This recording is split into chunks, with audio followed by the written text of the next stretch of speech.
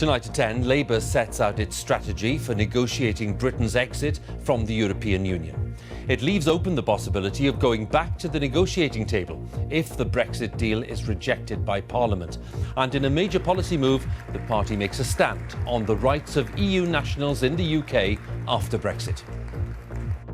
On day one of a Labour government, we will immediately guarantee that all EU nationals currently living in the UK will see no change in their legal status as a result of Brexit. Day one, big commitment.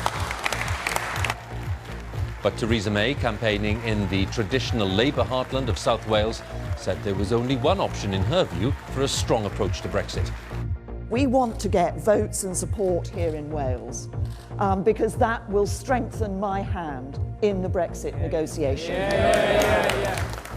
We'll be reporting on the day's campaigning and we'll be exploring the policy initiatives announced by Labour. Also tonight, a special report from Lebanon on the illegal trade in human organs and the Syrian refugees who are the main victims. In Berlin, Ivanka Trump takes to the international stage and defends her father's record on upholding women's rights. A decade after the disappearance of Madeleine McCann, police say there are still significant avenues of investigation. And we talk to the British fighter Anthony Joshua ahead of one of the biggest boxing bouts of recent years.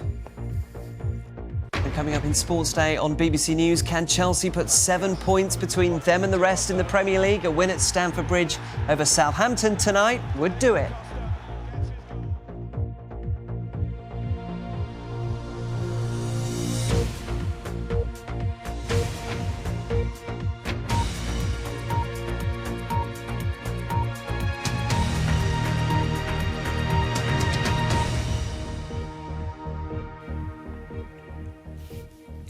Good evening. Labour has taken steps today to spell out its approach to the Brexit process if it wins the election.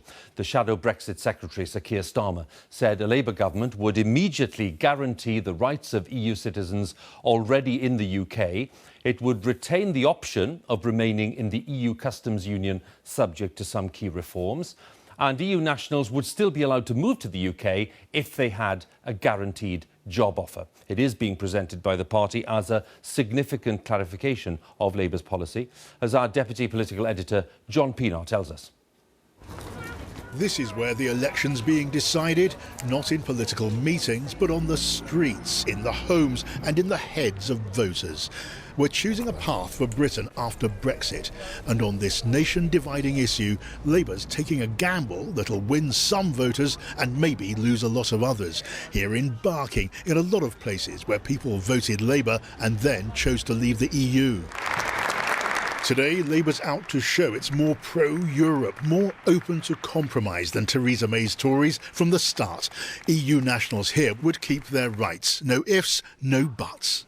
On day one of a Labour government, we will immediately guarantee that all EU nationals currently living in the UK will see no change in their legal status as a result of Brexit. Day one, big commitment. After Brexit, old rights of free movement across the UK border had to change, but then more clarity on Labour policy. Get a job offer, he told me, and you're free to come in. Freedom of movement has to go, and therefore it will have to change.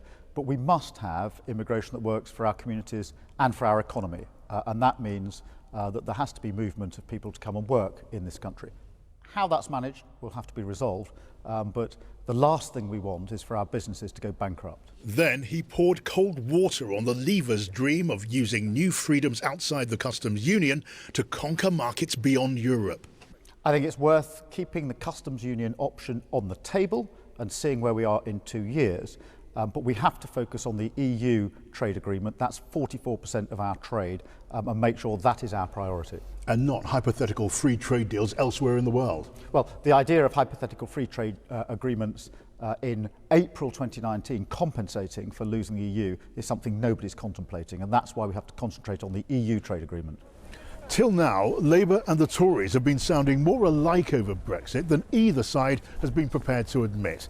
Now, Labour's showing more of its pro-European colours. The party needs to motivate its activists and its loyal supporters. But around here, and in places like this, it's a gamble. For many people, Europe is a gut issue. there's enough in this small island that otherwise it's going to be like a ship. We're going to sink. Yeah. No need to let the Europeans in to do those jobs. No, I don't think so. Yeah. What do you think? Do you agree with that? I agree. Yeah. Why is that? Well, no British can get a job. All the foreigners and other people coming in, they're taking them. Labour says if you're a European and you've got a job, you're welcome. Are people welcome in that way? Well, as long as they've got a job to come to, as long as that is documented and it's not just sort of a slip in, then yeah, I have no problem with that. But now it's about which side can convince the voters. What do the others make of Labour policy? Not much. This is the first time that we've heard this clarity on free movement. Unfortunately for both Jeremy Corbyn and Keir Starmer, many on the front bench, the Labour front bench, don't agree with him. You've got to feel sorry for him in one sense. He's trying to put a united front on a party which is absolutely split down the middle on this issue, as on so many others. It amounts to something which is too little, too late and too muddled. I'm still not clear whether the Labour Party believes that we should be in or out of the single market. They say they now don't agree with the government's negotiating strategy, yet they fatefully voted for it in the House of Commons. Labour's struggle to sell a clear policy line, but now it's campaign time and the task is to get people to like what's on offer, assuming they can get the voters' attention. John Pienaar, BBC News, Barking. Well, Theresa May has taken her Conservative campaign to the heart of South Wales, one of Labour's traditional strongholds. She's urged voters to drop what she calls the tribal politics of the past. The First Minister of Wales, Carwyn Jones, admitted today that Labour had a mountain to climb before polling day, and he urged the party leader, Jeremy Corbyn, to produce a Labour manifesto with the widest possible appeal. Our political editor, Laura Kuensberg, has more details. If the Tories want headlines about a new Iron Lady, they're not very subtle about it. Theresa May came to inspect the steam and sparks in Newport. Must be doing something right, she joked. She needs to achieve a big if, turn Wales into Tory territory. It's audacious to pop up in rock-solid Labour land at the start. She was only with activists, with friends, but her appeal is to you. Give me a mandate to lead Britain. Give me a mandate to speak for Britain. Give me a mandate to fight for Britain, and give me a mandate to deliver for Britain. She would not be drawn, again, on whether she'll raise or lower taxes. How far are you willing to go to grab seats in parts of the country that until now have been Labour heartlands? So I will be out and about around the country, in all sorts of areas, all parts of the country, taking this message. A vote for me and a vote for the local Conservative candidate is a vote to strengthen our hand in the Brexit negotiations. Really? From coast to coast? Taking places like Porthcawl would mean taking lifelong Labour voters, like Brian and Ira, who've almost decided to do it. It's the first time ever if I do it. First time ever. Because the valleys are Labour, well, as you know, Labour stronghold, isn't it? I'm on the border, really. But I voted for out in the referendum. So I don't know whether to vote Labour or Conservative this time. I'm from up the valley. My father would spin in his grave. I worked in the colonies. I'm a typical Labour voter, but whether I'll be voting Labour this year, because I got no confidence in Corbyn. But there again, I don't think I'll be voting for Conservative. I'd put the same effort and thought into the way I voted as I did last time. And would you tell me how you did vote the last time? I voted Labour last time. What about father and son, the Edwards, taking the sea air? As he said, he's been Labour all his life. I think he's swung now to Theresa May now. Or Dad, I'm new with the last couple of years of it. Definitely. Yeah. She's absolutely wonderful. Mr. Corbyn, bye-bye. Here, Labour's in charge in Cardiff, but even their leader admits Jeremy Corbyn has some way to go. To prove himself as a leader and to prove himself as somebody who can be, as it were, Labour's candidate for Prime Minister. We have some weeks to go before the poll itself, but that is the challenge. And even from the start of their campaign, Plaid Cymru won't hesitate to stir up old memories. If people are considering voting Conservative, then I would ask them to remember the past. The Tories have been no friends to Wales. We are not rolling over for any Tory to take our seat. So we are here, we're going to be out in force. It's early days, but any day on the campaign trail is precious. Leaders only turn up to places where they think they're in the game, with possible gains in Wales and in Scotland too. Theresa May's not just contemplating a Tory majority, but hoping to make true her claim there are no Tory no-go areas. Brexit might have redrawn the map, but she wants to colour it blue. Have you replied to my letter, Prime Minister? Yet as she swept away reminders for Theresa May, it won't be easy. Here or anywhere else, the Tories can't be sure they'll always be welcome. After a day in South Wales, Laura's with me in the studio. Laura, are we, on a key issue like Brexit, are we now seeing, between Labour and the Conservatives at least, a much greater distinction in this policy area? Well, that's what Labour hoped to achieve today, and the Tories know, and it's clear from talking to voters in that area of South Wales today, that the Tories are competitive in parts of the country like that. One of the reasons for that is because of Brexit, because this has been such a conundrum for Labour. Remember, most of their MPs were on the Remain side. Their leader lukewarm about the whole thing, but millions of their voters wanted out. So what they have to try to do right at the start of this early campaign is try to solve that headache. Now, today they went some way towards doing that. There was a very clear guarantee for EU nationals who've come to live in this country. They were clearer on freedom of movement. But one of the problems I think they still have is it is a deliberate part of their approach to leave some options on the table. Now, that may be very sensible, that may well appeal to lots and lots of voters, but by leaving some options on the table, like potentially some form of continued membership of the single market in one form or other, that still leaves them open to accusations from their political rivals that they're somehow kind of fudging the issue, they somehow aren't clear, and to boot, that they don't quite agree amongst themselves. So I think they've gone some distance down to provide a dividing line between the Labour and Tory party on their approach on Brexit. But I think it is just worth noting again today, it's been Labour that's the party that's putting policy and putting ideas forward at this part of the campaign, with the Tories, for now, content to hang back and let Labour, to some extent, try to contend with areas that are politically difficult for them. But the Tories know also that can't last. At some point, they're going to have to put more meat on the bones. OK, Laura, thanks very much again. Laura Kuenssberg there for us, the latest on the day's campaigning. And by the way, you can find out more about where the parties stand, and certainly on that Brexit process, have a look at the website, bbc.co.uk/news. The links are there for you, and you can have a look at the background material there, including pieces by Laura and other colleagues. Now, the Lib Dem leader, Tim Farron, has sought to clarify his attitude to gay sex following claims that he'd avoided giving a clear answer in the past. Mr Farron, who's a practising Christian, said today that he did not believe that gay sex was a sin, and he didn't want his religious beliefs to be a talking point during the election campaign. He spoke to our political correspondent, Eleanor Garnier. I think it's fair to say that I've answered the question. It's a subject he's been asked about again. You won't say whether you think having gay sex is a sin. And again. Does the honourable member think that being gay is a sin? And again. You said homosexuality not a sin. They say that you didn't answer when they asked you whether gay sex was a sin. Oh, come on, Robert. Well, he said being gay is fine until today the Lib Dem leader, a committed Christian, has refused to answer this question. I don't believe gay sex is a sin. I take the view that as a political leader, though, my job is not to pontificate on theological matters. This had become a talking point, an issue, and in that case, if people have kind of got the wrong opinion of what I think about on these issues, that's something, it's right, you're correct. It's taken him almost 2 years since becoming the leader of the Lib Dems to clarify his position. But the pressure's increased since the election was called. So what's changed in the last 48 hours that you are now able to say you don't think gay sex is a sin, yet for the last 2 years you have very blatantly swerved the question?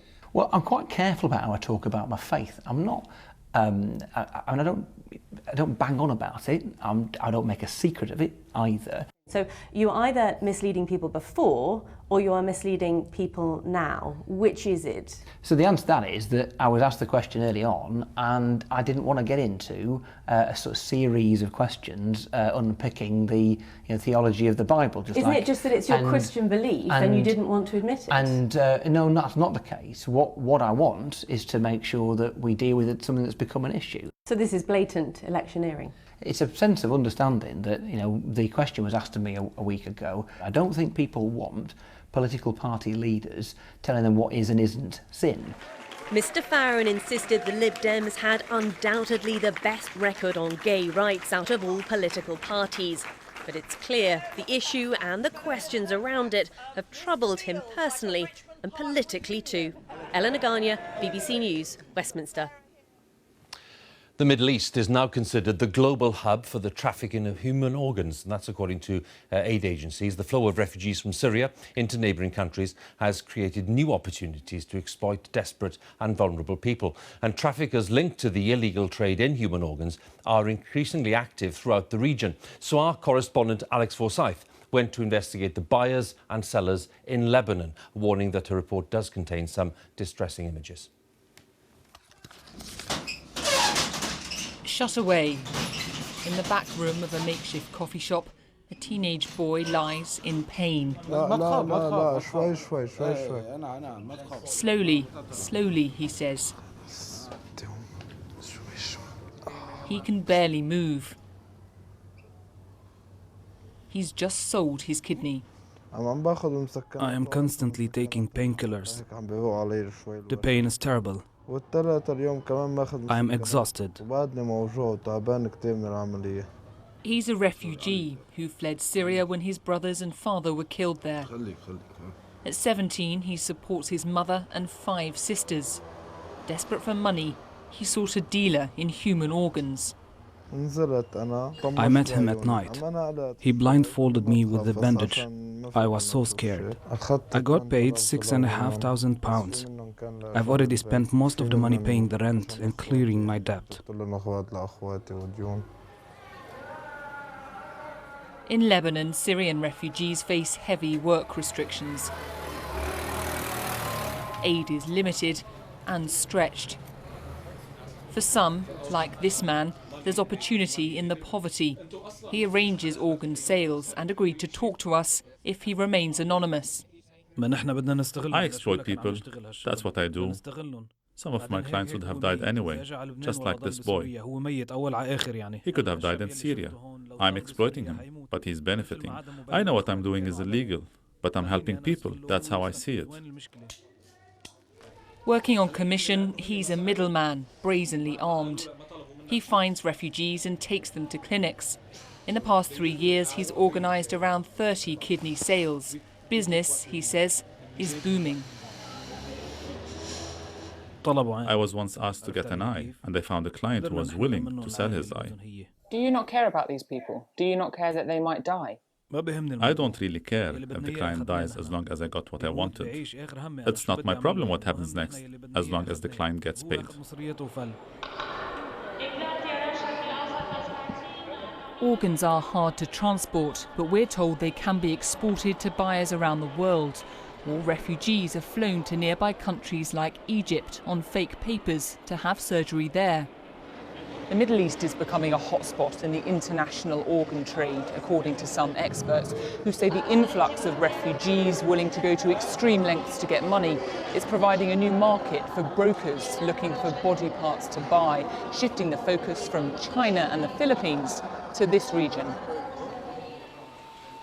In Lebanon, lawful transplants are governed by strict rules. But despite efforts, there's a lack of available organs. Religious and cultural sensitivity around donating fuels the shortage. But legitimate surgeons warn there's untold danger in illegal operations. Foreigners who traveled and they obtained organs, they came with much more problems. They came with bad organs, without being matched. They acquired infections, tuberculosis, HIV, and so on. Because those operations, to start with, were done in very poor circumstances. But for those already caught in this trade, the warnings come too late. I already regret it, but what can I do? I didn't want to do this, but I'm desperate. I had no other choice. Authorities insist cases like this are rare and they're taking action. The true scale simply isn't known, but the consequences of choices driven by desperation are all too clear. Alex Forsyth, BBC News, Beirut. Government borrowing has fallen to its lowest level in nearly a decade. The Office for National Statistics says the figure, which excludes the amount borrowed by publicly owned banks, was £52 billion in the year to March, which is £20 billion lower than in the previous 12 months. Nestlé says it's cutting 275 jobs in the UK as part of a plan to move production of its Blue Ribbon biscuit to Poland. Losses will mainly affect sites in York and Newcastle. The company said a rapidly changing external environment had led to the decision, but denied it was directly linked to Brexit. Now, President Trump has indicated that he's willing to delay trying to secure federal funds to build his so-called Great Wall along part of the US border with Mexico. The president has until the end of the week to agree federal spending plans with Congress or risk marking his 100th day in office with a government shutdown. Our North America editor, John Sopel, has the story. Mr. President, are you going to insist on border funding? Donald Trump made his fortune as a builder. Now the president is staking a huge amount of political capital on the most controversial construction project of his life, a 2,000-mile-long wall to separate the US from its southern neighbour Mexico. And no one can say it's come out of the blue. It was almost his campaign theme tune. We're going to do the wall, and by the way, who's going to pay for the wall? Who's going to pay for the wall? Who? But the Mexicans have been blunt in their response. We're not paying a peso towards it, something the economy minister spelt out today to the BBC. If they decide to do it, it's in their own sovereign right. The only thing that is clear is that there is no way Mexico is going to pay for it. So Donald Trump, initially at least, will have to rely on the US taxpayer. Busy day. And though there's growing acceptance that's not going to happen right now, he's still talking tough. The wall gets built. 100%. Thank you very much. Thank you. Mr. President, when will the wall get built? When will the wall get built? It'll start soon. Very soon. We're already preparing. We're doing plans. We're doing specifications. But the government runs out of money this Friday and could face another shutdown like it did 4 years ago, when thousands of staff were laid off and federal buildings and monuments closed. Democrats will agree to an emergency funding package, but only if the White House removes the proposed expenditure on the wall. And although Republicans do have a majority in the Senate, it's slim. And to get this measure passed, you need what's called a supermajority, 60 votes. And they only have 52. President Trump, approaching his 100th day in office, has faced a stark choice. Either a government shutdown or a personal climb down. Because in Democratic senators, the president has come across a rock-solid wall which there is no way round. It's been a harsh lesson in the differences between the ease of campaigning and the struggles of governing.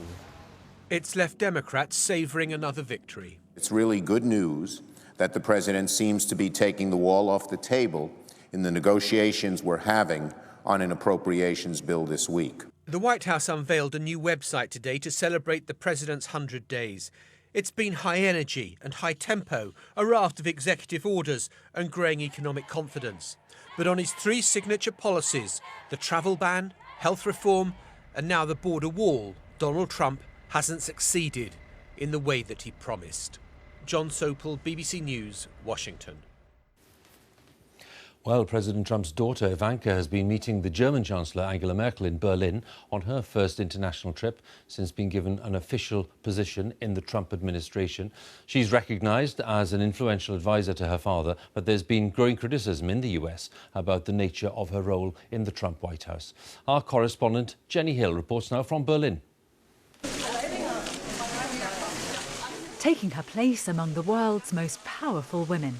The first daughter, rubbing shoulders with a chancellor, a queen and a banker. Though almost immediately, Ivanka Trump found herself defending a president. The delegates here weren't impressed. He's been a tremendous champion of supporting families and enabling them to thrive in the new reality of you hear the reaction from the audience, so I need to... Still, Donald Trump's special advisor persisted. As a daughter, I can speak on a very personal level, knowing that he encouraged me and enabled me to thrive. I grew up in a house where there was no barriers to what I could accomplish. And the first daughter has gone on to make powerful friends. She's accompanied her father to talks with the leaders of Canada, Japan, and Germany. Her first solo overseas trip was at the direct invitation of the German Chancellor. Do you consider yourself a feminist? Angela Merkel's official agenda: interesting reaction! Empowering women. And charming one in particular.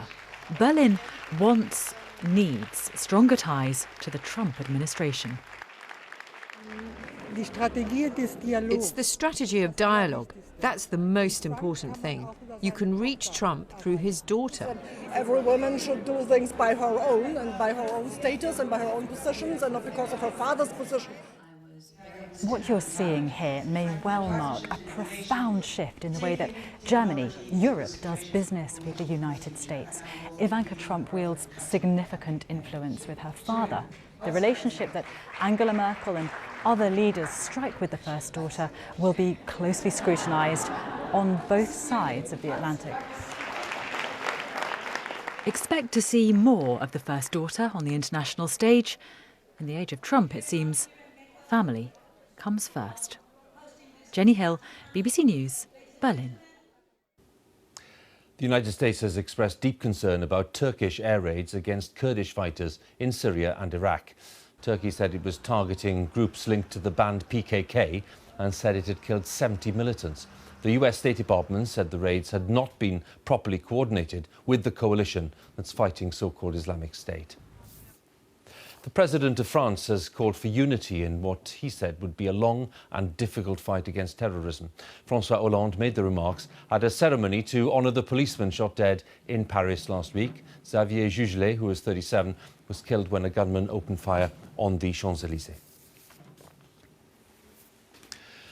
British detectives investigating the disappearance of Madeleine McCann a decade ago say they are still pursuing at least one significant line of inquiry. A senior officer described it as a critical element with the potential to explain what happened to the 3-year-old when she disappeared in the Algarve in early May 2007 while on a family holiday. Our Home Affairs correspondent Tom Simons has the story. 10 years, no answers. A desperate search with the media following every step. What happened here? Where is Madeleine McCann? This is still a missing persons inquiry. Despite 2014's extensive police searches in Portugal, there is no definitive evidence she is dead. For 6 years with government money, the Metropolitan Police have been reviewing everything from scratch. Tonight, Scotland Yard said it still had critical leads to follow. I know we have a significant line of inquiry which is worth pursuing, and because it's worth pursuing, it could provide an answer, but until we've gone through it, I won't know whether we're going to get there or not. And that's all the police are saying. This investigation was once pursued by up to 30 officers. Now there are just 4 on the case and a handful of leads. But while there is still something to investigate, there is still hope. In the last decade, suspects have been discounted, including a man seen carrying a child that night. Madeleine's face has become known across the world. Endless possible sightings have been followed up. The police say while there are leads, they will continue.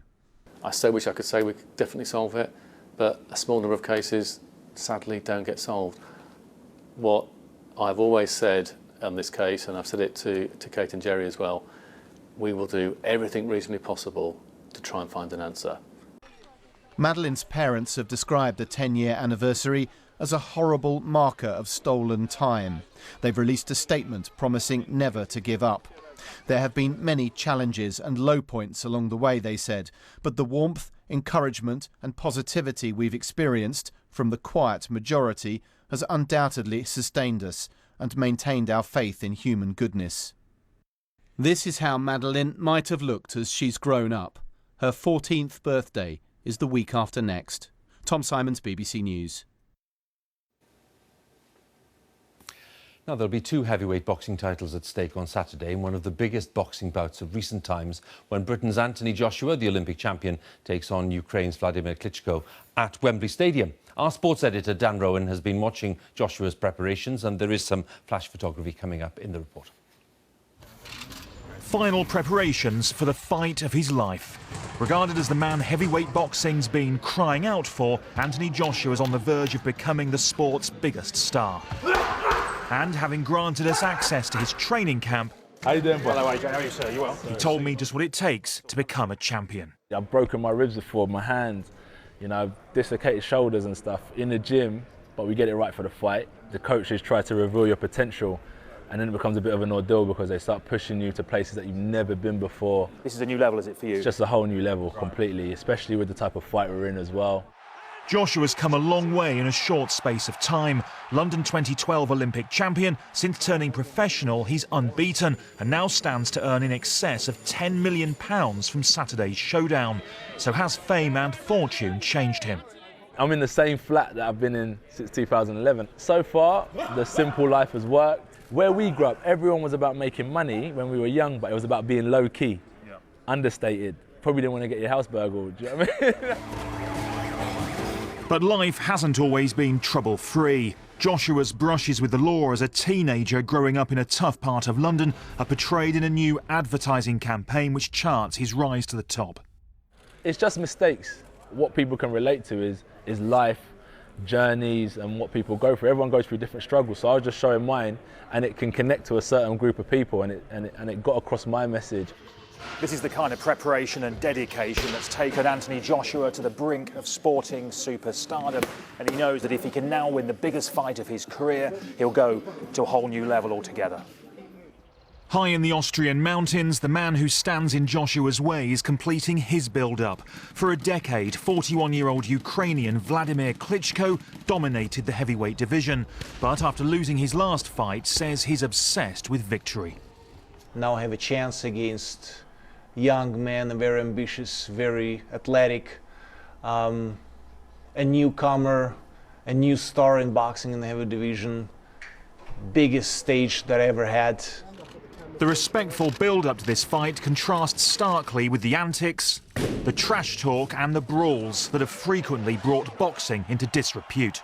It's needed now and again, but it's got to be real, because I don't take boxing as an act.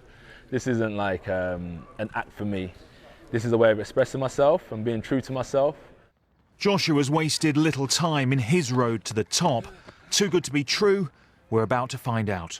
Dan Rowan, BBC News, Sheffield. Quick reminder, Newsnight's coming up on BBC Two. Here's Evan.